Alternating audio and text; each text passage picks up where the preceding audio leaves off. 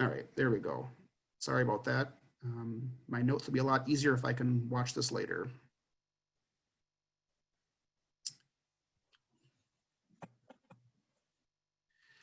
All right, so once again, there is some capacity, but they're difficult to administer. So that would be a goal of potentially modifying how we administer these particular permits. Can you just say, what is the difficulty of it? Just the minutia of it?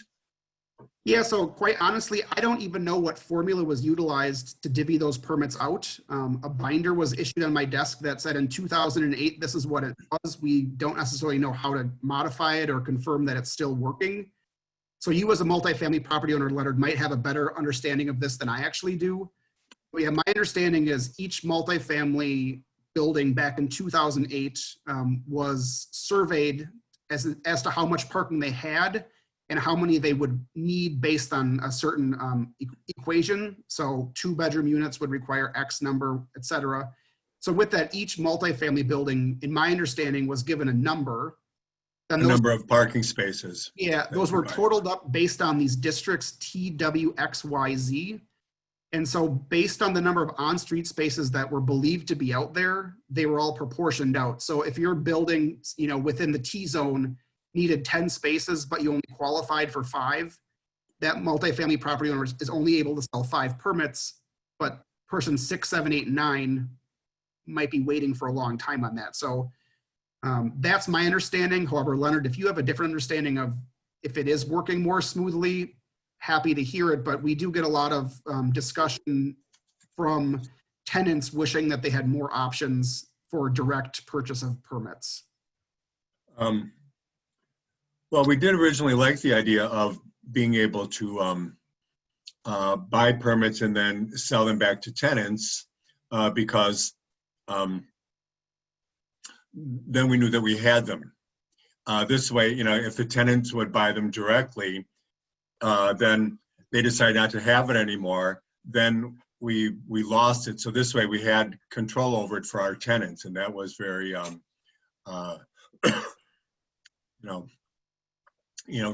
reassuring knowing that we had so many to administer.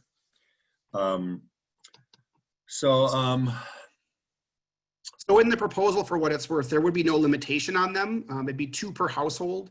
So unless your tenants were desiring more than 2 per household, there would be no limitation on the number of permits that they'd be willing to purchase. So it would be an online purchase, by anyone who lived in the village. They would just need to check a box verifying they lived at that address. And they could purchase the permit. The license plate would go into the system, and they could park anywhere that overnight parking is permitted. So from staff's perspective, there's a lot less thought in that. Also, from the landlord's perspective, we feel as though it's easier for you to communicate that to your tenants than have to juggle back and forth with how many you have per building. But once again, this is why you're on the advisory group. So if you have different thoughts than that, feel free to give them now or in the next week or 2 before we get to the board. I talked to my marketing who actually has her feet on the ground around all this. And now, so you would eliminate going through the landlords and the tenants could just buy them themselves. Is that what you're saying? Is that Correct. What the proposal is? Yes. And would there be, what if we have a 24-unit building, like for instance, on the 4400 block of Oakland, we've got 3 24-unit buildings actually, but there aren't spaces for that many people if everybody wants one. Are you saying they could still buy them, or how would that work? Yeah, this program would allow every unit to purchase up to 2 on-street spaces. And so that would impact the number of cars using the street. But as I mentioned, we had a 2-month period where there were no requirements to have permits. And I understand that the current tenants, are living with the current situation, and maybe future ones would live differently perhaps, but we did not have an overflow of on-street parking that diminished DPW or police operations. And so the thinking is if we allow people to purchase it at a certain price, it's not going to be free. So if it is $60 a month as projected, that's not in my mind, that's not an easy thing for people to swallow. They'll still probably, have issues with purchasing those permits, but yeah, the concept would be that anyone who lives in a household could purchase one. Okay. And my marketing person actually thought that's a great idea because it's real time consuming for us to buy those permits and then divvy them out to tenants and all that kind of thing. We had one person who does that. So, and so you're opening up the options and there are more spaces available. So that would be good. Yeah, and I think that once again, back to the goals of the program, it's increasing access, it's standardizing things, it's making it easier. So we think it makes sense to consider pursuing this as a modification. Yeah. I'll move forward then on to night parking permits for off-street. So there's two versions that the village has for this. They both cost the same at $50. The difference is that these go to the parking utility if they're off-street spaces. So Village Hall regularly sells out 100% of those. We have a waiting list annually or monthly for that. So there's 56 that get sold out every month. That's likely due to the proximity of many multifamily buildings that don't have parking. Yeah. The North Municipal Lot, once again, the north end of town, 95% filled. Once again, obviously a hot spot for where people need parking. Then you get down to River Park, Menlo, and Hubbard. Hubbard only has 17% sold. I mean, it's in the very southwest corner. It's not accessible to a lot of people. No one really, I shouldn't say no one because 17% are using it, but it's not a great Not real close. Yeah. Similarly, we also have deals with private lots. So with the school district, we sell permits at Atwater, the High School East, High School West, and Lake Bluff. Lake Bluff has the highest of those at 83%, High School East 73%. So once again, more hotspot kind of things. But then Atwater only 10%. I can't account for that because Atwater is very close to Village Hall. So I don't know what the discrepancy is there, but it's just not utilized very well. Light Horse, that's the Mandel property behind Walgreens. That's a 24-hour lot. We sell pretty well on that because we've got one commercial tenant who buys those monthly. Metro Market, not a lot of use there. People don't want to use the fourth floor of the parking structure. North Shore Bank on the north end of town, once again, 100% capacity. TCF and Ogden lots, both pretty high. So there is demand for these parking spaces within the village. The question is whether or not if we offer an on-street permit, if people would want to park closer to their house. With that, the analysis recommended that the on-street permits should always cost more than the off-street permits to incentivize people to use these off-street lots since they're available and they do free up street space. So these would not go away. They likely stay at the same price, if not lower, but we think their use would be impacted based on people's desire to be more closer to their front door. So that's just what we have here, roughly, $200,000 in annual permit revenue is what we're looking at. We think that would probably stay the same, if not increase with any modification. Can I ask a question real quick, Bart? Yep. Can you go back to the last chart? So I guess I'm not quite understanding. Like if you talk about the off-street overnight parking permit, so Atwater School has 30 spaces available. Yes. For permits. So what is the annual permits issued is 35, yet percent sold is only 10? Where are those numbers coming from? So the annual permit is the number of monthly permits sold. So only 35 monthly spaces were sold, whereas 120 or. Oh, for the year. Yeah, for the year. So maybe there's some confusion in the charts there, but yeah. So essentially that's like 35 months. That's 35 months worth of revenue. 100% would be 360 permits, right? 30 times 12. Correct. Because I read it as annual permits issued. So I was seeing 35. That to me said 35 yearly. Yep, you're correct. I definitely clean that up. I get it. Those are monthly. I get it. Thanks for the explanation. Yep. Makes sense. Nope, that's kind of why we're here, to kind of test run this on people who are more knowledgeable about their particular topic. So, yep. Then we'll switch to enforcement because there's a lot of discussion as to how issuing or allowing people to purchase permits would impact enforcement. We We do get a lot of parking tickets within this village. I don't have the number in the slide, but it's $351,000, it looks like, for night parking, so that's not insignificant. Night parking is enforced through 2 community service officers within the police department. One works day shift, one works night shift. They share the same vehicle, which drives around using license plate recognition. And so if you're in the system and you're parked legally, you're fine. If you're parked illegally and not in the system, you would get a ticket.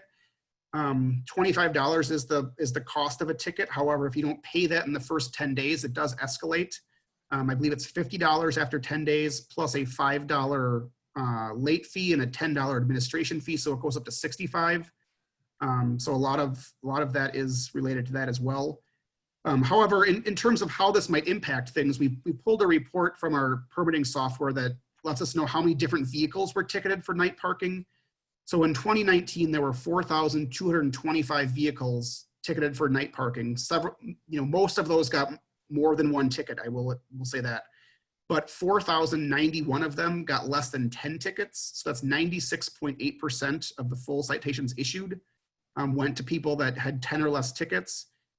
If the permit for an annual year costs $720 and you're willing to pay $250 worth of tickets, I think it makes sense that these people probably still would not be purchasing permits. If they did purchase permits, the permit revenue would skyrocket in comparison to enforcement, and we would more than equal ourselves out. So there is some, not that, I'll step back. The board was very clear that providing these projections wasn't in terms of becoming revenue positive or revenue neutral. It's just they want to know what the impact would be if they would make these changes. And so, quite honestly, we feel as staff that enforcement would not be highly impacted by this because the number of people getting tickets probably will stay the same. If it goes down, it's because they're purchasing permits, which will be more expensive most likely. So revenue in terms of enforcement, we don't feel will be negatively impacted. Once again, not a goal of the project, but just a reference point for people to understand. Yeah, Barton, I would, if you don't mind, I would echo that point that, I think the board was just looking to see, I don't think that we're necessarily hunting an outcome here. I think it's more something where we're looking to understand the impact of our actions on revenue. And I don't speak for the entire board, but I think it's more of an understanding to say if we pull this lever, this will happen. At least our best estimate as to what will happen. But I don't know that it's something where the board is saying if it's not zero, if it's not neutral, we're not doing it. I don't know if that's the message coming out of the board. I think it's more let us see the numbers and then we'll make an informed decision as to where we want to go with it. So just wanted to echo your point. Yep. No. Great. Has there been, just from a revenue standpoint, has there been conversations about, because one of the things where my head goes to is that, so we're getting people who are largely in rental properties and not homeowners who are struggling with the parking situation. Has there been conversation about reducing the cost of the monthly permits to incentivize purchasing the permits and raising the cost of the ticket for a parking violation? Like flip the script and encourage people, because if it's only going to be 25 bucks a month for a permit, but it's 50 bucks for a parking ticket, that's going to get people's attention, and that's going to encourage people to purchase the permits, which then is still going to cause your revenue to go way up versus what you're going to get for parking tickets. Bart, I have a follow-up question to that related. This is John Kraus. Is there any data on whether or not these citations are issued to residents versus non-residents? I don't believe so. It's the report that we ran was based on license plate. I don't know that we can verify where that was last registered, and people can move beyond that date. So I don't know that we have that. I can definitely ask the police chief, but I don't think. So the reason why I bring this up is, so two extremes, right? 100% of these tickets are to people just visiting people that live here. So they would never be purchasing a parking pass, right? So that's Correct. One extreme. The other extreme is they're all residents who are just struggling with finding parking, and they just get frustrated and park on the street knowing they're going to get a ticket. Now, obviously, it's somewhere in the middle, but where, right? Because my gut is that if people I don't know, maybe someone else who's closer to this knows more, but I hate paying tickets, whether or not it's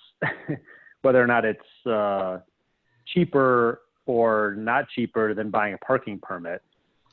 But, if it is all, mostly, I would say, the vast majority of tickets are issued to people, people's boyfriends, girlfriends, visitors, whatever, that are just spending the night but don't have the ability to buy a parking pass and don't have the ability to park anywhere else. That's one scenario. See what I'm getting at? Yep. Well, I have So, a comment kinda on that depends. also. Go ahead. Yeah, go ahead.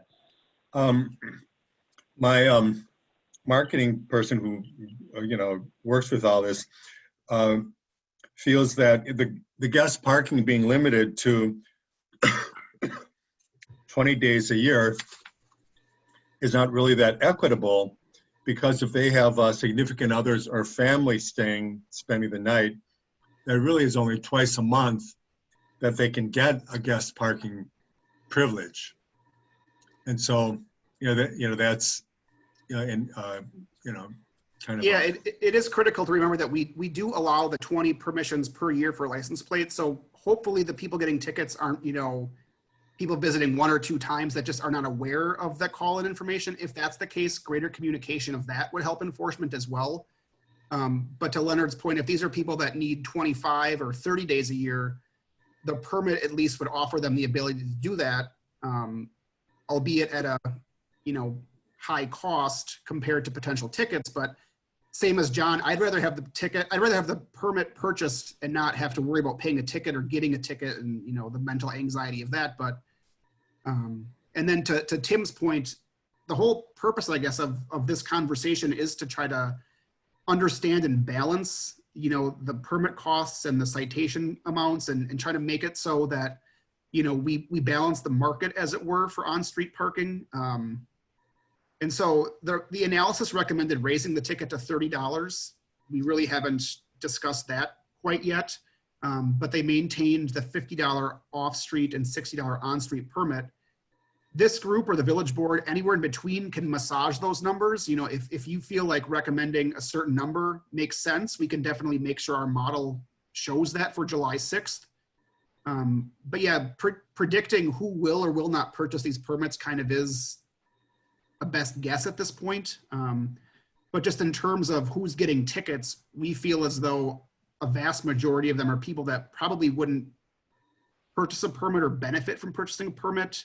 So if they did, it's only increased revenue. Once again, that's not the goal, but we wouldn't be, all of a sudden out $351,000 overnight by doing this. And so just understanding. Bart, I have a question. Oh, go. Sorry. Go. Yep. Well, okay. Let's see if I can formulate. This is John again.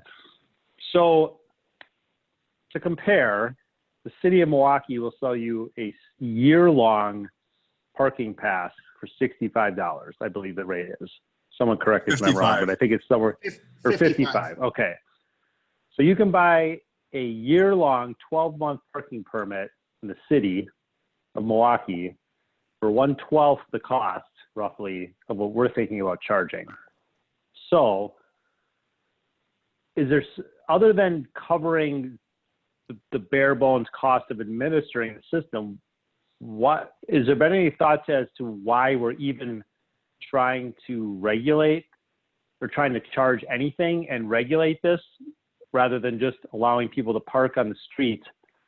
Because I always kind of wondered this even when I lived in Milwaukee. It's like, why even bother?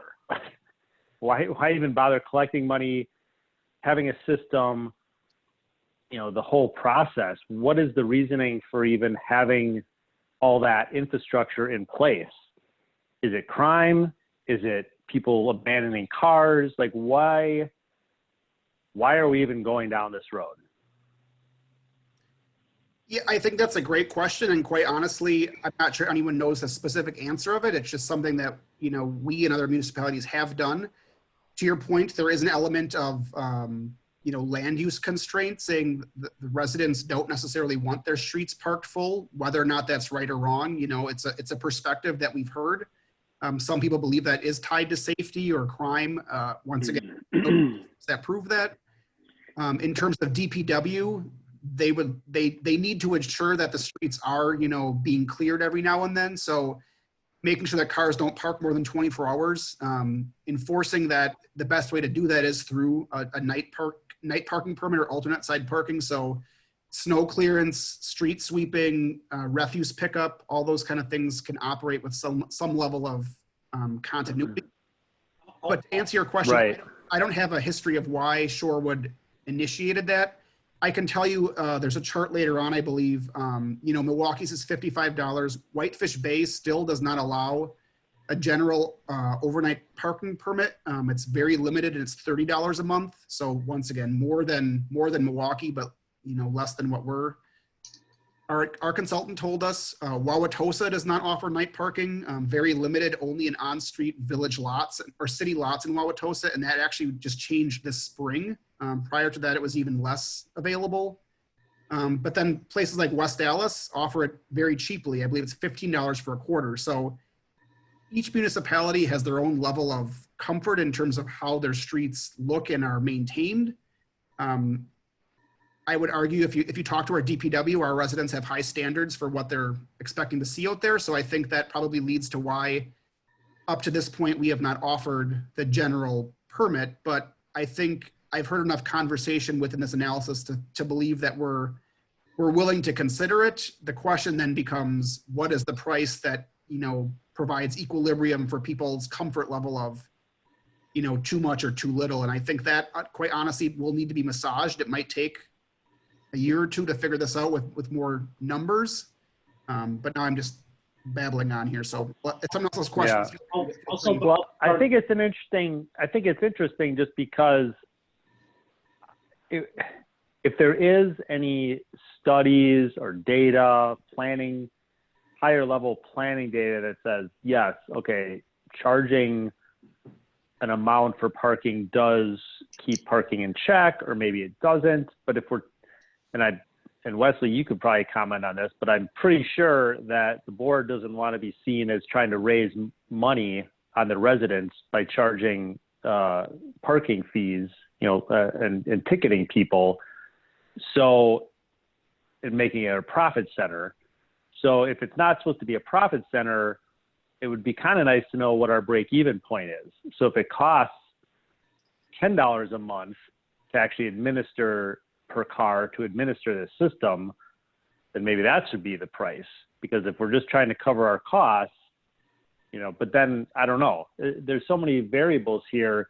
It seems $50 a month seems expensive to me to have an unrecognized parking spot on the street. From our viewpoint on that note, that monthly rate is a big deterrent to renting. People, their jaws drop when they're renting, especially compared to Milwaukee, which is only $55 a year. So you're talking about $50 a month. And and then there's another whole issue that I'm sure we'll get into is daytime parking too, but this is just for the nighttime. So yeah, I right. second that. And with a lot of discussion, and I'm from the CDA, a big focus of what we're working on, or what people want us to be working on, is housing affordability. And adding $50 a month onto a quote unquote affordable apartment, say of a 2-bedroom at $700, $800 a month, that's a big chunk of money for having a non-reserved on-street spot that you basically have to move your car around every day and get off the street during snow emergencies and blah, blah, blah. So I don't know. My gut just seems like it should be way cheaper, and maybe even not even have a program and just have overnight parking be allowed, and have some regulations around it, and issue citations for people if they're not following the alternate side parking, or if they're not getting their car, moving their car during a snow emergency and that sort of thing. But I don't know if we've looked into it that deeply. Well, one thing I would say, just to add my 2 cents here, you know, one thing that I know will come up at the board, you know, I hear all these arguments, and they're really kind of interesting policy arguments and discussion. It's a discussion we'll have to have. I mean, but the fact of the matter is, currently, you know, parking brings in roughly, you know, just Bart slides, $500,000. You know, if we were to toggle that down to, you know, we're just administering it and we're passing that through. We're not charging anymore. And that drives a lot of that would drive a lot of good things, as John just said. But you'd also have, you know, that's $500,000 is what, 5%? Am I wrong here, Bart? Like something like 5% of the village's budget. So I mean, it really would have a budgetary impact.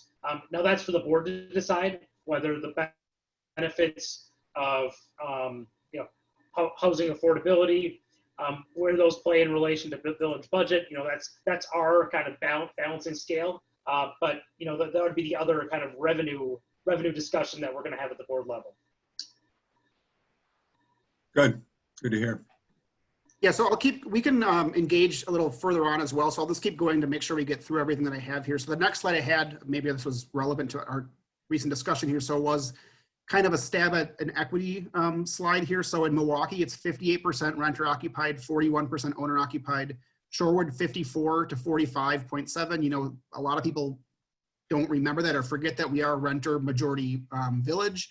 Whereas Whitefish Bay is only 18% renter occupied and 81% owner occupied. As we mentioned, Milwaukee's is a $55 annual permit, or you can pay $20 for a 4-month option. Shorewood currently, we would have a $50 month option, but it's limited to certain qualifiers or to off-street lots. Whitefish Bay, as I mentioned, it's very limited in terms of where you can do it. It's an off-street, I believe, only option for $30 a month. So more restricted there, but they have less of a need for it. They are more owner occupied, and so presuming, you know, have garages and driveways that people can park in. So less of a discussion there. I think more of a discussion here, especially as we relate to our neighbor to the south, which is, you know, very similar land use kind of characteristics. So the question then becomes, how do we balance the needs of the renter and owner occupied housing units within the village? And how do we remain competitive with surrounding municipalities? Wauwatosa does not allow on-street overnight parking without permission from the police department. And in that case, it's very limited as well. But then again, West Dallas only charges $15 per month, $45 a quarter, or $125 annually. So more than Milwaukee. So there's a whole range here of options is what I'm getting at. And it really does become, you know, a lot of questions for the individual community to balance those needs and the land use impacts that come with them. So I just provide that for some reference. Thank you. If we go to the study, the analysis recommended the following: that we maintain the 20 night permissions. Didn't say to increase or decrease those. It thought that was a legitimate number. If this commission feels it's, you know, could be increased or decreased, I'd love to hear it. Is there a charge for those, the temporary? So they're free to the resident, but they're a $1 administrative fee that is eaten currently by the village. So it's in the report somewhere. I want to say $40,000, I think, roughly a year. It costs. Yeah, it costs to provide those. But we Okay. charge that to the resident, or to the parker, I should say. And they just call in for those? Correct. Yep. Okay. I believe there's an online version as well, option to Okay. to secure that. It also said to maintain the off-street permits, so to keep the agreements with the school district or private property owners, as well as our own lots. It believes that is a good thing that we offer those. But the big recommendation was that it feels that we should introduce a resident night parking permit that would replace the hardship and special permits, which, as we've discussed, are very hard to administer, both from the village perspective and I think from the multifamily property owner perspective. And then even modifying what we have right now, I think would be a struggle in and of itself. So I think if the goal is standardization and access, removing those two and opening it up for greater accessibility would be something worth looking at. It did suggest a higher price in the off-street permit. And so if we maintain the current $50 off-street, the $60 on-street permit would be the recommendation. I think I've heard more than a few voices indicating that's probably on the high end of where we're at. So I'd love to have that conversation as we keep going. Yeah. It would limit it to 2 per household. So once again, if you had a 24 unit multifamily building, it would be 48 would become available, so that there is an impact on the street with that, but that's where the price comes in as to whether or not it's worth balancing that. The analysis recommended that we have a residency requirement with 2 forms of proof of ID. Staff was opposed and remains opposed to that. That will add administrative burden. We don't feel as though that's a foolproof way anyways. Voting only requires 1 form of identification. We're not sure why parking should require 2. So yeah, we just think as staff, if administration is to be easier on this, we would rather follow the lead of Milwaukee and just ask people to verify, or, check a box, I do live here. At that point, then it's in the system that only 1 more permit from that household exists. If for some reason someone is picking addresses that are someone else's, we'll have to deal with that later, but we would hope that people would be honest with that. We don't feel like the proof of residency is worth the burden that it would become on us, but that's, I guess, ultimately for the policymakers to determine. I'm just going to tell you right now, Bart, like that's probably going to become an issue because that certainly became a huge issue for the Shorewood School District a number of years ago. And I'm guessing the 2 forms of proof of residency is probably coming from the fact that we have every year, we have residents have to provide, actually all of our families have to provide 2 forms of proof that they're either residents, or even if they are attending through open enrollment, they need to prove where their district of residency is. So I'm just telling you right now, Sure. Based on my experience, it's probably going to become an issue like down the road. So just a heads up. And with that, we have no intention of not allowing like an employee who might have to get to work at 4 in the morning to work at the Metro Market or something to, if they need to and want to purchase a permit and don't live in the village, we think it should be an option to them. Or if you have a night nurse or someone kind of like that needs to stay over, we think that they should be able to qualify for a permit. So to your point, I think it will be discussed. We as staff we would rather tackle the issue if it pops up as opposed to overly regulate it on the front end. So It seems like people. Yeah, a lot of this comes down to whether or not parking on street somehow explodes. And I don't really see that as being a likely scenario.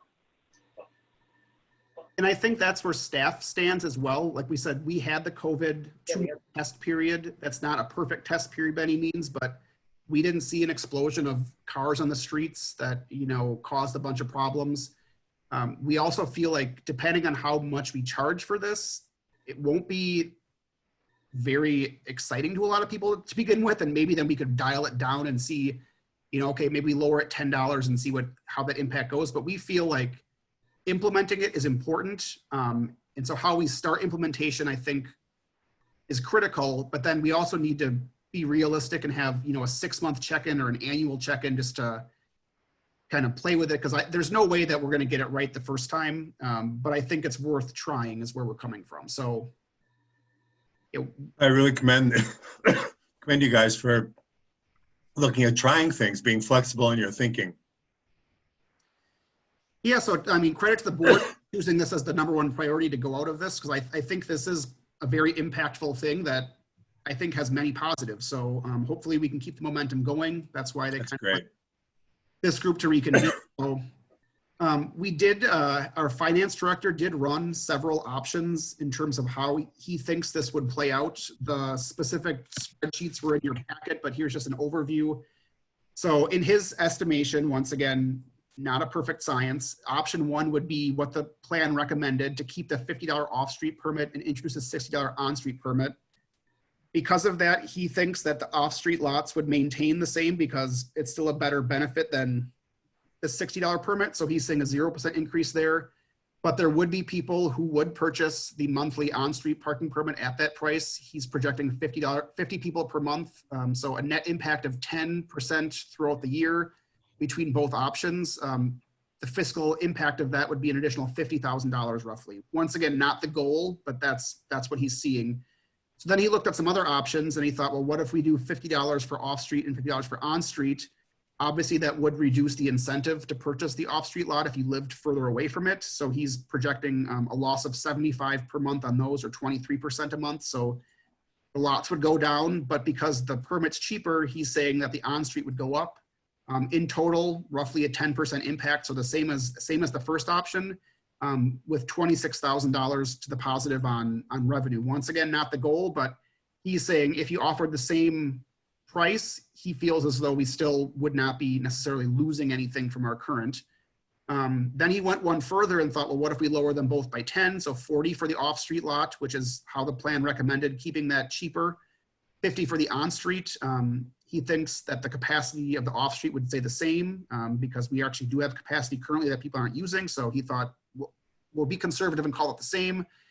The $50 on-street lot, he thought would have an increase of 50 per month. In that scenario, we'd be losing just around $13,000. So if you reduced it to 40 and 50, which I think is where I hear this group kind of thinking like maybe we can start lower even, it's not that negative of a loss. And once again, that's just a projection. It probably could be plus or minus 10,000 in either direction. So I guess criticizing or being critical of his numbers is where that one comes in. Then he played around with two other scenarios, which I'm honestly not sure why or where he picked them from, but you know, he thought it was worth maintaining the $50 off street, but then incentivizing on-street parking. In that scenario, we would gain $68,000 because he thinks at that point on-street parking would boom, for lack of better words. He thinks we'd see an additional almost 300 cars per month. Whether or not that's a huge impact is, I guess, to be seen, but so he did that scenario, and then he thought, well, we'll go even cheaper. Once again, I'm not sure where this is coming from, and I'd be happy to question him on it, but keeping the $50 off-street lot, but then going 20 for on-street. In that scenario, he thinks that we would lose roughly $75,000 per year. So once again, fiscal impact is not the primary goal of this, but it is a big outcome. So I don't know if we want to pause here and maybe take any questions or thoughts on this particular chart, or if there's other options you'd like to see. Hey, Bart, I had Yeah, one I think. quick.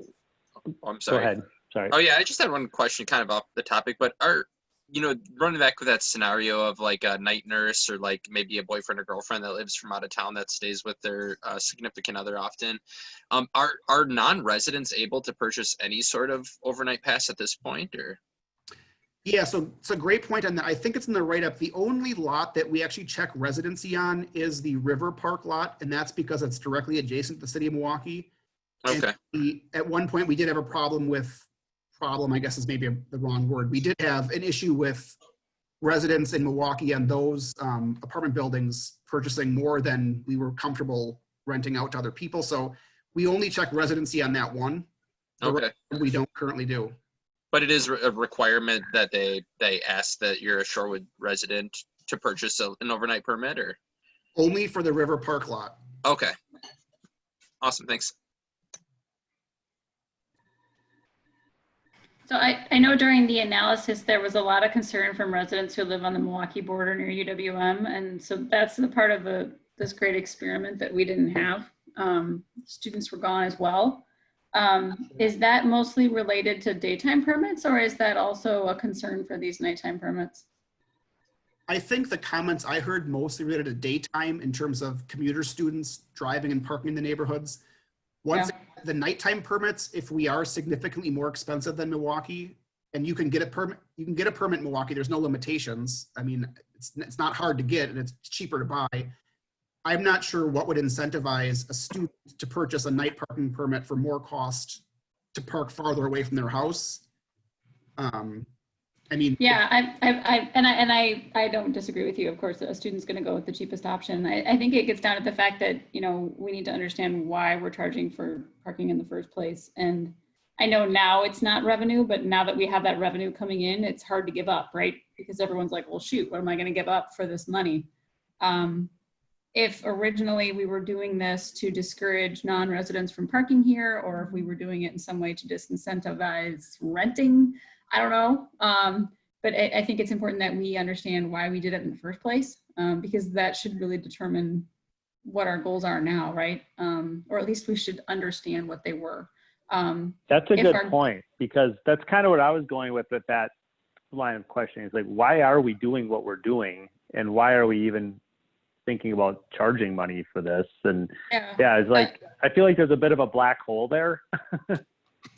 And I mean, That's hard to- we can run the numbers, but like, that's just looking at the revenue side of it. If we have specific goals we're trying to achieve by charging for parking, that's one thing. But if we're just trying to figure out the impact of changing price based on this current scenario, it feels like we're just running the numbers. We're not really understanding why we're doing it. Yeah, I'm kind of kicking myself because I did have a whole section in here, but the memo got lengthy. Anyone who is a planning nerd, for lack of better words, is familiar with the book, The High Cost of Free Parking. Donald Shoup from UCLA wrote it. It's a very popular book at all the planning conferences that argues that parking should not be free. There is a cost with it, whether that's an environmental cost, whether that's a physical cost, whether it's a societal cost. I mean, our auto-centric society, has downfalls to it, right? So in a commercial district, it's very easy to argue why you would charge parking for it, because you need turnover for customers and for employees and things like that. It's not much dissimilar in a residential area. And as I had a paragraph in here, but I thought it was almost too nerdy to include a quote from him. And so I can dig deeper back into that justification for it. It's not a public good. He has several reasons why it's not a public good. I'm of course blanking on them right now, but. Well, and I mean, if that's our goal, if our goal is to recover costs associated with car impact on the road, or if our goal is to say we're a green village, we want to encourage multiple forms of transport. And as part of that strategy, we're going to charge X for parking because we feel that that's going to achieve our goal. That's one thing. But if we're looking at this from the perspective of, hey, if we charge $50 and then $20, we're going to lose $74,000. Everyone's going to be like, oh my God, we're going to lose $74,000. And then we lose sight of what we're trying to do in the first place. So I mean, personally, I think we should figure out what we want to do with it. Is it discouraging car use? Is it just part of our sustainability? And if it's just part of our sustainability, what's the right level to reach that goal? And maybe that's too much for the scope of this. Maybe that's too much to ask. I don't know. No, I think that's reasonable though, to consider that and almost look at this, what we're doing, as the first step in a number of iterations, maybe over the next 5 to 10 years, of trying different things. I like the idea of leaving us some wiggle room to try something and then say, oh, that actually wasn't so bad. Let's try this, or let's do this. Or maybe the environmental impact scenario is something that this community really wants to push for and say, all right, I mean, this is extreme, but let's really focus on making this village pedestrian friendly over car friendly, right? And we make Oakland Avenue a pedestrian street only. Like, there's all kinds of crazy things that could spiral out of this. And, but you got to start somewhere. And right now, I mean, I think, and Bart, you correct me if I'm wrong, the general consensus, I think, of most people is that we need village-wide overnight parking permit availability. Is that a fair statement? I think that's fair. That's the vast majority of what I've heard from everything. It's just where do we start and how can we, play with it over the several months, years that we implement it. But I think that's safe to say that that's the majority of what I've heard. And from a renter viewpoint also, parking is critical to getting people to commit to take an apartment. So. I want to build on all three. I want to build on a bunch of points that have been made too. And, I do think it's vitally important that we figure out what our goal is here, because, looking at this, and this point has been kind of echoed, but from an equity standpoint, I mean, I think, John, I think it was you who made a really good point earlier on. This is, and Leonard, you just touched on it, which is that, if our goal is to become kind of a more inclusive community, and our goal is to provide affordable housing, $50 a month is a lot. I mean, maybe it's something where the village board wants to take that lower. Maybe $50 a month is right, given other constraints. But I mean, I think that's important. I think it's really important to know what our goals are and what we're aiming at here, and look at it through a bunch of different lenses as opposed to just a kind of a balance sheet. Because if it's a balance sheet and our goal is to come out at even, I mean, it's a real easy choice. When we start to look at the underlying why we're doing this, it becomes much more of interesting and robust discussion. Yeah. Yeah, I would agree with you. And I mean, even as a homeowner, $50 a month is not something I would ever do. I would go through the pain of moving our cars around. So we have a single lane garage or driveway, and my EV has to park back by the garage because that's where the charger is. So actually, while the pandemic was going on, we parked the gas guzzler on the street, and we were able to use the EV more. So actually, it had a positive environmental benefit by allowing the gas engine to be on the street. So there's a lot of different little intricacies that you could look at, but I think, you know, especially with the current climate, do we want to look at how this is disincentivizing renter diversity in our community? Is it disincentivizing diversity of income? Is you know, all of those different factors are very relevant, and even more relevant now than they had been in the past, for better or worse.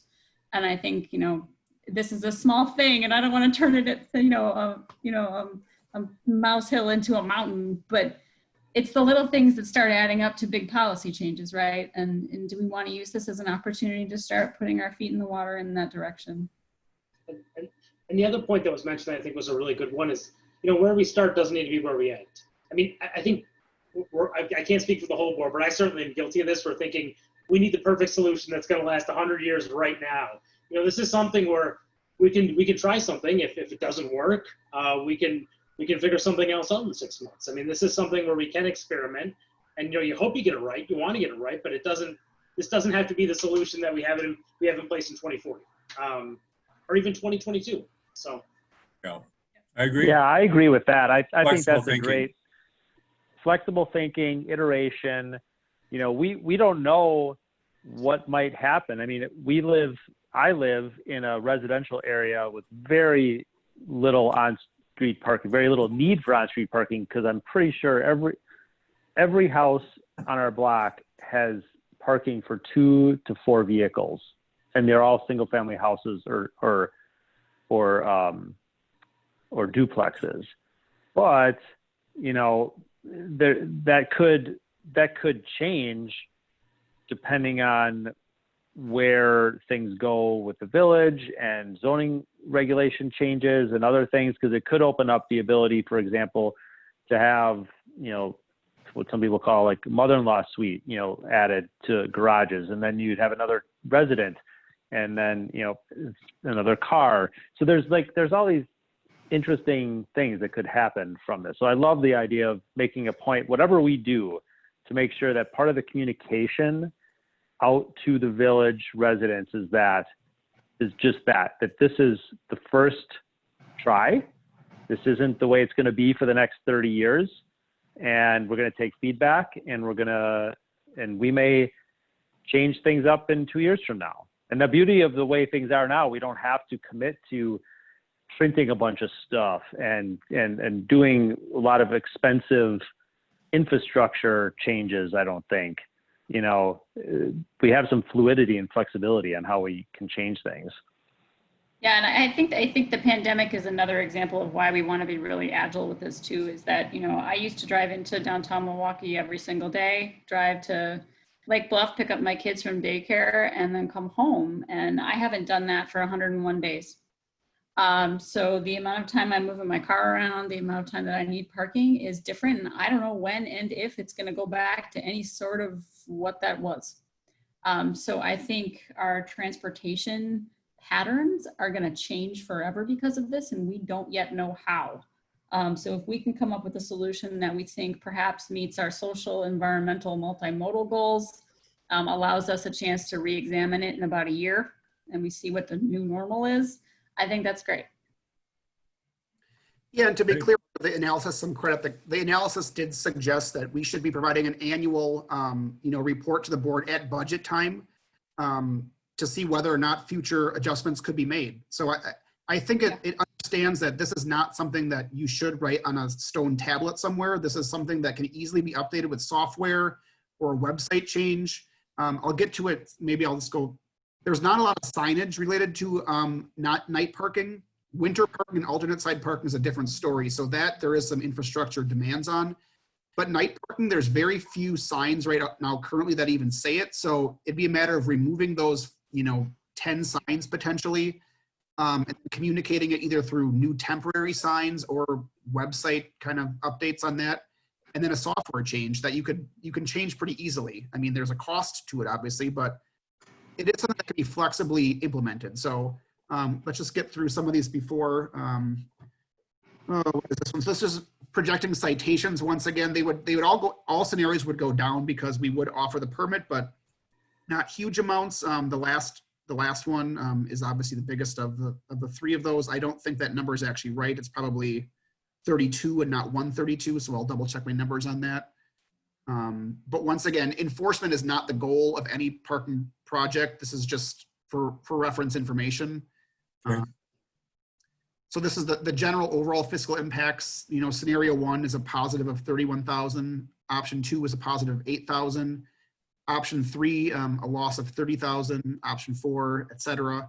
Once again, best guesses here. I would actually argue, I think they're on the conservative end of things. I think the revenue could be higher on some of these things if we just don't know the demand for what people are willing to pay.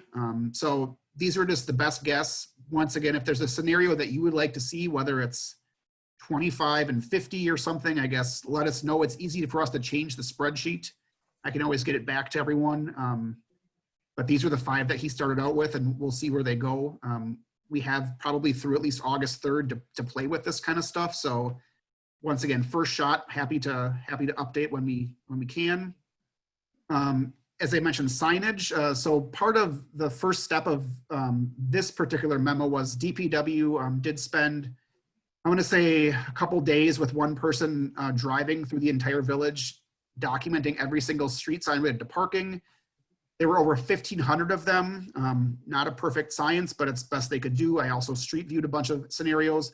Only 112 of those relate to overnight parking, and quite honestly, most of them are the lower left corner version, where it just says overnight parking by permit only. Nothing changes there. There's just more opportunity to purchase the permit. So I think there's only a handful of the one on the right kind of version where it doesn't mention the permit that we probably want to clarify that people can buy a permit. So you could park 3 to 5 with a permit. So there's a few of those to take down, but not a huge infrastructure cost on this that we think we can move forward with without, a big budgetary ask. So the overall night parking summary, the on-street overnight parking permit would provide greater access to available parking. It's already out there, it just needs to be accessed. Easier to communicate and comprehend, both from our perspective and I think from multifamily property owners' perspectives. It provides a standard option with less administration. It's pretty straightforward to say everyone qualifies for it. It's not based on a hardship of where your garage is or how big your garage is or where your driveway is located. And then it would increase compliance and lessen enforcement, just based on the fact that people should be able to purchase it without having, much confusion. So we think it's a win-win-win-win kind of scenario. It's a matter of how we implement it. I think that would be next. As I've mentioned, the COVID-19 conditions provided a brief overview of existing parking demand. To Rachel's point, the students weren't here, so maybe that impact was less understood, but what we did have, there was not large complaints in the street. DPW did indicate it did add about an hour a week to each collection route for garbage, just because they had to drive around more cars. So there is slight increased or lost productivity, I guess, with that, but it wasn't massive to the point where they submitted an issue to me during the study. So, and then once again, fiscal impacts not intended to be positive or neutral, but rather to balance the supply and demand to meet target occupancy. So with that, this is kind of the crux of the slide that we've all discussed, up to this point. But so with that, the conversation is: should the village offer an on-street overnight parking permit? If so, should proof of residency be required? Should we limit the number per household? What price should be charged? And when should we start implementing it? Those are kind of the 4 questions that we need to know before we change an ordinance. From staff's perspective, I think it makes sense to offer the permit. So I would argue yes on the first big question. On the first bullet point, residency required, I would say no. If it becomes a problem in the future, we can always look at that, but I don't understand why we would do that from the outset. Limiting number per household, I think that makes sense, but it's probably an easy workaround. So if it's an administrative or cost burden on that, I also don't know if that's even necessary, but the analysis did recommend, limiting it to 2 people. There were some people that didn't have a comfort level of, free range on things if it's a multifamily in their neighborhood. So we think 2 per household would work. The price charge, that really is kind of a policy decision. As you've all mentioned, there is cost of administering parking. It's largely related to the enforcement personnel and equipment, and the software charges, and then some staff time in customer service to communicate those permits and issue things. So there are some costs. Is it $500,000 worth of costs? Probably not. So how you balance that price is a good question. And then in terms of implementation, this is something that we probably could do this fall already. But there's no huge rush on this. But I do think that we should strike while the iron's hot in terms of people's understanding of where we're at. So I am happy to once again let you guys speak with your perspectives. If there's anything you haven't shared to this point, or if you want to throw things out at me, I'm happy to take notes. But this is kind of where we're at before the July 6th meeting, where the board will have these same questions offered to them. Well, I would say I like the idea of no proof of residency. It makes sense to not have it. And I like the 2 per household. I don't think you'd need any more than that. Price, I do like a lower price because it really is a deterrent. So maybe I can ask my marketing person, but I don't know what an acceptable price would be per month, or even the disincentive by charging more for the street versus the parking lot. I'm not sure about that, but I will ask, and I will come up with a suggestion. Okay, great. Would a desired implementation date, is this a ASAP thing for you guys, or? I think so. Yeah, okay. As soon as you can do it. Yeah, I don't see any reason to wait, especially since there doesn't seem to be a lot of implementation cost and hoop jumping. I don't see any reason not to try and do it sooner rather than later. Faster we can get to more iterations and get to the right solution. Yeah. Yeah, so back to my original timeline, we think that this is something the board could potentially adopt in August. Sorry, I was on mute. Not to be, I'm hoping this doesn't happen, but this could all be thrown for a loop if we have a second wave of COVID hitting us, and we go back to parking on the street 24 hours a day. The way the numbers are looking right now, it's been pretty grim the last few weeks. So I could see fall second wave ending up kind of de facto delaying this into 2021. What are they doing for COVID now? Letting everybody park without monitoring it? Is that what they're doing? They were for a couple months, yes. Okay. Yeah, in April and May, we suspended enforcement, but that picked back up on, I want to say May 26th or 27th. Yeah. Okay. Bart, I would also, the only other thing I thought about maybe delaying on the implementing was, there are a lot of landlords who pay yearly prepay for the off-street parking. And if they saw another option out there, how would you administer that? If they prepaid for a year, but now they want to go off-street for a different amount, do you recredit that? Or, I guess that's the only, doesn't play a factor for me, but I'm sure that will be a scenario that's run, eventually. Yeah, I think for the most part, I agree with Leonard's analysis. I think we should offer permits. We should have the option to do it. I don't think we should have residency because I think a lot of people who use these are visiting. So then I guess the next question is if you're not a resident, how would that limit per household apply? Would it just be wherever they live, they get to for that residency, or do they have to have like a sponsor, or is that no longer relevant? No, that's a great question. I don't know if we would, I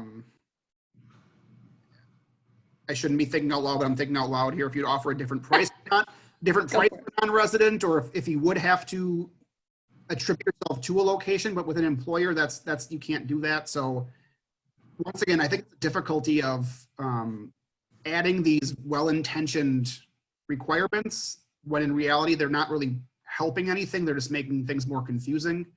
Yeah, I think I would prefer saying something like you get 2 at a certain price point, and if you need more, that we charge a premium on top of that and try to manage it through pricing. That might be a better way to do it. Then you don't need to even track the household, but you know, it could be a little tricky. Yeah, it's confusing because it's per license plate. So I don't know where you verified where that car's, you know, which household they're taking up. So it's yeah, that seems like that would be a burden and an annoyance to enforce. I personally think the pricing is way too high compared to what Milwaukee has. And if we want to attract diversity in this village, it really is disincentivizing. As a consumer, I would expect to pay more for a lot. That gets back to what our goal is. If our goal is to get these cars off the street, then yes, let's make the lots cheaper. But if our goal is to make parking accessible for people who want to live here and spend money here, I mean, parking in a lot feels more luxurious than parking on the street. I'm less likely to get hit. It might be a little bit further away, but it's also tucked away from some of those garbage deals and, you know, door dings and all that other stuff. From a pedestrian and bicycle safety perspective, I'd rather have people in a lot during the day because that's when most of us are out and about. But at night, it's much less, I think, important from that perspective. I would think that implementation should be as soon as it's feasible. And if we have to take another pause for COVID, so be it. And then we just would have to figure out whether we do like refunds and shenanigans like that. But, you know, that might be something that we just may have to deal with for the next 18 months. So. I'm going to jump in and I'm going to say that I agree with everything that Rachel said, and I have a question. So for a while there, we were paying like a very small fee for overnight parking. It was like $2. Yep. For every time. Why did that go away? I unfortunately was not here, nor do I have that history with me. I can look up what went away. If being on social media has informed me on this point, I believe residents pushed back that they had to pay for anything. So they went to the route where it was free except for the payment to cover the service. That's how we ended up there. Okay, so would that be something that might be an option, like a small overnight fee? So like for the scenario where there's a boyfriend, girlfriend coming from out of town, visiting multiple times, with just like a one-time overnight parking fee for like $5, cheaper than that. Go back to the $2 thing. Would that be something that would amount to? Right, so adding a daily option as opposed to a monthly option, is that what you're thinking? Right, because if you really think about it, you're looking at basically 22 to, days a month. So it's as long as like that cost ends up being just a little bit more than what a monthly cost would be. I would definitely be more like along the lines of cutting the current fees in half, paying more for the off-street parking than the on-street, because like I said, I agree with Rachel, but I mean, maybe going back to like the couple bucks a night for visitors. And again, that's going to be tough to manage, and that's going to be kind of going along the proof of residency strand, where you're going to have to kind of just trust that people are going to be honest about it. But I guess that does give, I'm sorry. I was going to say that does give the option too for some people that don't, I don't know, might need it more than 20 days, but still want to use it, sparingly here and there. Mm-hmm. My understanding is it's $2.95 for each online transaction. So I'm not sure that dollar comes in for the temporary ones. We got a special deal on that because it's not a permit, perhaps. But yeah, to your point, if that were to be considered a $5 option, would more than probably cover the cost of that. If that's something that people wanted to add to the mix of options here in terms of access. Are you referring to the guest parking of 20 per year? Yeah, so if you need 20. So, I mean, not really, because the 20 per year are free. That's like per household. I'm talking about the out-of-town visitor that's trying to come who's But going to definitely burn, who's going to burn more than 20. So they get their 20 free ones. Right, yep. But then after that, and that could just be monitored by license plate, right? Right, so there probably would be a setup cost of that, and, you know, a transaction fee. So if the board or whoever was willing to make, you know, that option of saying, okay, if you're there for 21 nights, we'll let you purchase one night as opposed to the full month. It's just a matter of how administratively burdensome that becomes. If it's not, and it's just a simple different checkbox, maybe that's a good solution, but I can say the analysis did not recommend that. I know they looked at it and they thought the monthly permit was the more standard solution. They didn't want to go into, you know, specific models for specific streets or locations. They thought standardizing it throughout the village with a monthly permit was the easiest to comprehend. You don't have to, you know, tell people, well, there's 6 options. The first option is you do this. The second option is you do that. Third option, you do that. They were just saying, keep it simple, but. Yep. Yeah, I would imagine the administrative complexity would be an issue with that. That would be my concern. Right, because I mean, customer service gets a lot of phone calls. A lot of them are on parking. If we could somehow streamline what it is that they have to respond with, I think that's a potential goal here, so. Okay. Any other thoughts or comments on where we're at in terms of presenting this? So like I said, I'll be presenting this very similar slides and information to the board on July 6th. Is there anything else that you think that you want to include or to add to that conversation? Is daytime parking any part of the discussion here? Because we have a lot of demand, and it's a deterrent for, you know, a lot of people are working at home out of their houses and things. And right now with the daytime parking, they have to move their cars a lot during the day because is it a 2-hour limit? Yeah, it's mostly 2-hour limits, or there's places where it's unregulated. It all depends on the smattering of things that have been placed out there over the past, you know, 100 years or however long we've been regulating parking. Yeah. I will say that the analysis recommended a standard 2-hour regulation in areas that currently have the regulation. It didn't suggest removing it or adding it to new locations. They just said, keep it 2 hours and keep it consistent. I want to say 8 a.m. to 6 p.m. So that wasn't really discussed as one of the high priority changes right now. Like I said, the board wants to first focus on night parking. Yeah. To your point, Okay. especially during COVID, there probably are a lot more people parking at home, like Rachel mentioned. But I think as a standard procedure, it recommended keeping what we have. Okay. Okay, well, then we can bring that up at another time. So I can briefly run through alternate side and winter parking if you'd like. But like I said, we're not hoping to discuss this until the fall. It's in your packet and I have a lot less slides on those. So if you want to hear it, let me know. If not, we can continue on this or adjourn, but I can go through them quickly if you'd like. I wouldn't mind adjourning. I'm ready to put my kids to bed. I get to that point. If you need to leave, feel free to do so. This next section to me is less relevant for the current time, but I'll go through what I have. If you're willing to participate and listen, all the better. It should be relatively brief. Okay. Yeah, go ahead. So the village actually currently does have alternate side parking, believe it or not, between 3 a.m. and 5 a.m. Vehicles should be parked on the east or north sides on Sunday, Tuesday, and Thursday, or on the west side and south sides on Monday and Wednesday. Exceptions are only for streets with parking on one side. So we actually already do have this between those hours. We just are not enforcing it. It was too confusing for residents to understand. It actually wasn't proving to be a problem on most streets because on-street parking is so limited.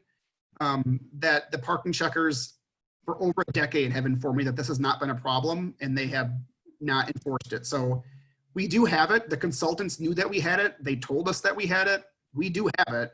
It's just a matter of it has not been a priority to enforce. So for better or worse, they recommended expanding it because they think it would help to keep cars moving at night, so people aren't parked for 24 hours. So this is a general, I call it a beta map because it's changing by the day as I find new locations. But based on DPW signage, these streets have no parking on one side of them. So in theory, these streets don't have alternate side parking. Everything else in the village does and should, but it's just currently not been an enforcement priority. So just for reference, that's what's currently out there. The recommendation, like I said, not strictly enforced, difficult to comprehend. There's a lack of complaints. No one's saying, to do that. So they're busy doing other things. We do have signage. 104 parking signs in the village do indicate alternate side regulations, but they're not time specific. So if we change it from 3 to 5 to 10 p.m. to 6 a.m. like recommended, the signs wouldn't even need to change. It's just a matter of communicating the time frame change. So signage in this one, once again, also not a huge capital expense. This was the recommendation in the study to expand it from 3 a.m. to 5 a.m. to 10 p.m. to 6 a.m. If you have it on both sides, it would work on the left. If it's only on one side, it works like it does on the right. I will say this is a confusing topic for a lot of people. Even internally, staff-wise, there's a debate over whether or not Sunday, Wednesday, Friday makes sense, or even days of the week makes sense, or even days of the calendar makes sense. It goes half and half. This is why it's hard to enforce, because the first person you write a ticket to is going to say, oh, I didn't realize it was Sunday, or last week it was on this side and this week was on that side. So it just becomes a battle if it's not clearly identified. The even odd thing seems the most logical. On odd calendar days, you park on the odd side, even, the counter argument to that is, I know when it's Sunday. I don't know when it's Sunday the 23rd. People know that's the counter argument. I was wondering what a counter argument would be on that, but yeah, I don't know. With Corona, okay. I have no idea what day it is. That's a scenario too. You might park it, Right, I thought at today one was time, and then Saturday. the next day, you don't know if you're parking it when it's an odd or an even, and if they enforce it, 3 a.m. versus 10 p.m. It's one of those things where both sides think they're right. And I'm just in the middle saying, if I can find a majority opinion or a consensus on this, I'm happy to go with whatever. But there is a discussion of, the days of the week versus the dates desired. So I can tell you the police department thinks it should be even and odd number dates, because to them, that's very clear. But I've heard residents say, I know when it's Thursday, I don't know when it's the 23rd or whatnot. So you just look at your phone. Hey, Bart. yep. This is year round we're talking about right now, or winter? Nope, year round. We have it. We're just not. Okay. But And then it if would just continue through, so it's year round. So really, because winter is the real time when it's more of an issue. And Not even enforced in winter. The winter. I think if we were to expand nighttime parking, this is going to become more of an issue, right? Because we're going to have more cars on the road. Correct. And then the question is that, if we happen to also relax daytime, then we've got a lot of people parking who could leave their cars in one spot for a long time, right? Personally, I think restrictions like this that require a sign that's like 7 lines long, that's super confusing and nobody's going to understand what's going on, no matter what you pick. And I don't know the way around leaving cars in one spot. But gosh, when you have signs that are that confusing, compliance is very difficult. Yeah, and signs aren't. I like the idea of a simple, year-round, simple message, even odd. So it may take a little while for people to get it, and there's always going to be someone who claims they don't know what day it is. You're never going to get rid of that. But I do think that, and this is sort of related, there are definitely streets in the village that should not have parking on both sides. And I know that's a slightly nuanced part of this conversation, but, I live off of Kensington. Yeah, all the time. Like Kensington should not have parking, at least from Oakland to Wilson. You should not be able to park on both sides of that street. It's a major thoroughfare, and when there's two people who park adjacent to each other, and of course they always park 6 inches off the curb, you basically don't have enough room for 2 cars to go by. So I know that's not part of this, right? This is just nighttime. parking. Yeah, Correct. and Yep. from a bike and ped safety perspective, you know, the more parked cars we have on the street during the day, the more dangerous it becomes for pedestrian and bicycles, for doors, for going between cars, things like that. But nighttime, again, I don't feel there's not too many pedestrians wandering around between 3 and 5. Unless you're some of those crazy runners who get up really early, which is not me, for sure.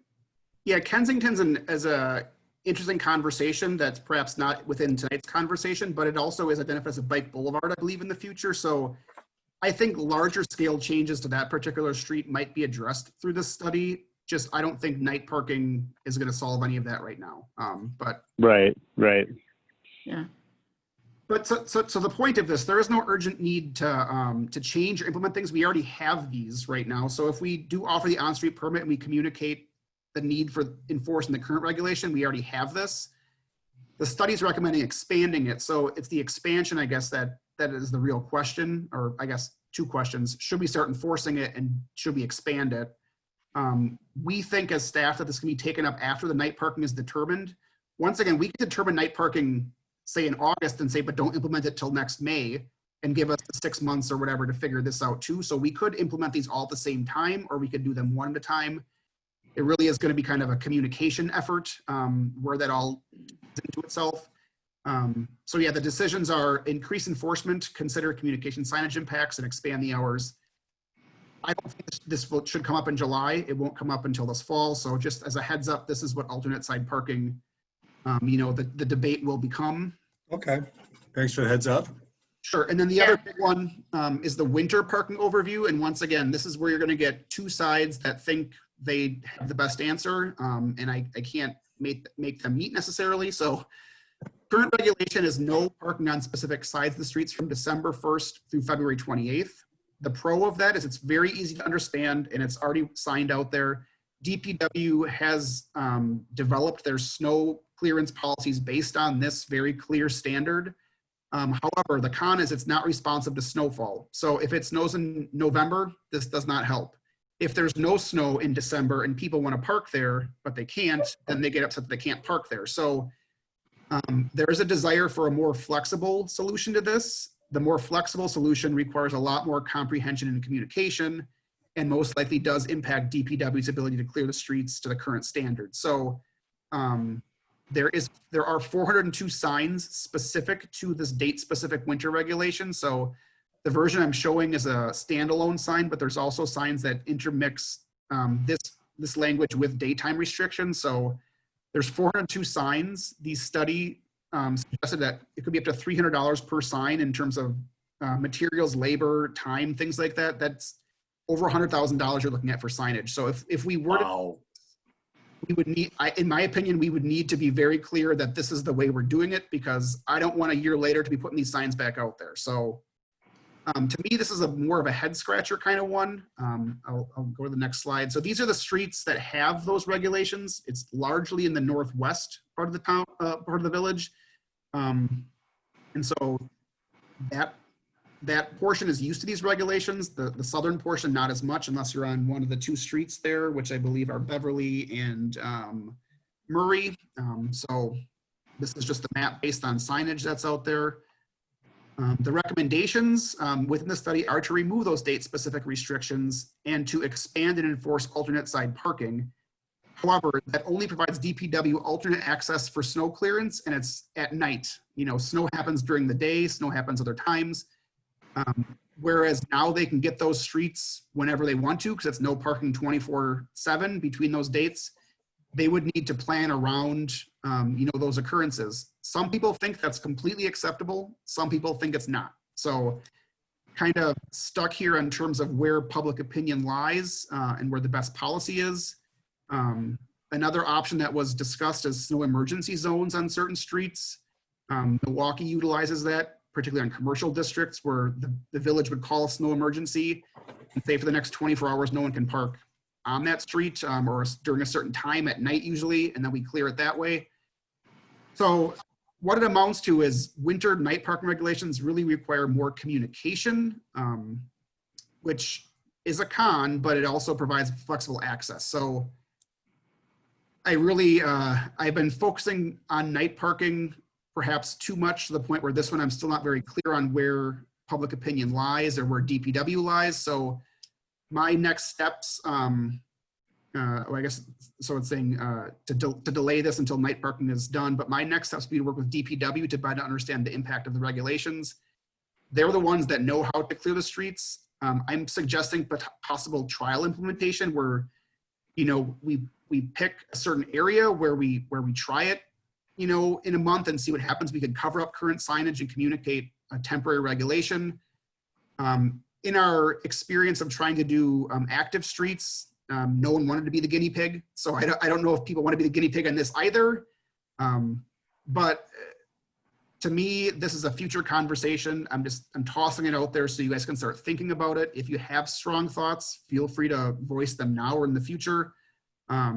But once again, I would prefer that the board focus on this later. I don't think it needs to be right now because we already have regulations for winter that have worked. So introducing the night parking permit should not impact that because it's the same snow clearance policy that we've always been dealing with. So that's my long-winded introduction to winter parking. If you have any thoughts, feel free to let me know. And in summary, it's a no-win situation. Sure, I would say yes. I mean, and it's a high cost of implementation. There's a lot of signs out there currently. Yeah. This is one where you can't really iterate or you know, do one thing then switch direction because of the high cost of the signs. This is a tougher one. Yeah. Mm-hmm. So it makes sense that people, you know, comment or complain about it in the winter because it doesn't make sense when it's not working. When it snows in you know, March or November, people complain about it because it makes no sense. I agree with that. They complain when there's no snow on the ground in January and they can't park there. I agree with that. But quite honestly, it's pretty easy to communicate that. Yeah, the signs are a lot easier. Yeah. Don't park here on these dates. Okay. I don't have to know what day it is. I mean, I have to know what month it is, but I don't have to know whether it's a Wednesday or a Tuesday or the 28th or the 25th. I would say that, you know, if we tackled the nighttime, we see how that settles. We see how people behave and then, you know, handle these other restrictions after that settles a bit. Yeah, and I'm happy, like I said, to work with DPW because they're the ones that will tell me which streets that would be a nightmare on for them. I mean, those are big plows maneuvering around parked cars during the day and at night, you know. But I don't have the time to focus on that right now. So I'm just teeing this up there for future discussion is where I'm at. Yeah. Great. So then with that, one final slide, if there's any other questions on other implementation within the chapters, because I know that each of your respective groups probably has things you want, whether it's bike ped or whether it's different transportation things, always feel free to let me know. I did have the implementation charts in the packet. There's a lot of things to do, but the board right now would like me to focus on night parking, so that's what I'm doing. But the other stuff is still on my or DPW's or the clerk's office, or whoever's to-do list. You guys are the people, you know, helping to guide this. So if you're itching for something, always feel free to let me know. I'd be happy to give you an update or push it forward as best I can. Right. Thanks, Bart. Sure. I was gonna say with Thanks that, for your if there's leadership. And hard anything work. else, let me know. Otherwise, the next step for this would be July 6th, Committee of the Whole. So if you have thoughts between now and then, sooner rather than later would be great so I can incorporate those thoughts into it. I did take some notes, but I would be more than happy if you felt, you know, kind enough to email me any summaries that you might have. If Wesley's dog has any thoughts, I guess, yeah, let me know, but. He's been trying to get on my lap the whole meeting. Well, now we got to see his face. Buddy. Oh, I see him. Oh, boy. Okay. We're not adjourned yet, Pablo. We're not adjourned yet. Okay, yeah, with that, if there's any other questions, let me know. Otherwise, we are to the point where we could adjourn if you've got, you know, other places to go. I'm done. I'm going to leave. Bye, everybody. Thanks, Lynn. Thanks, guys. Okay. Thanks for your hard work, Yeah. Bart. Looks great. Thanks. Thanks, Bart. Fun. Thank you. everybody. Okay. We All are right. Bye-bye. See you guys. See ya.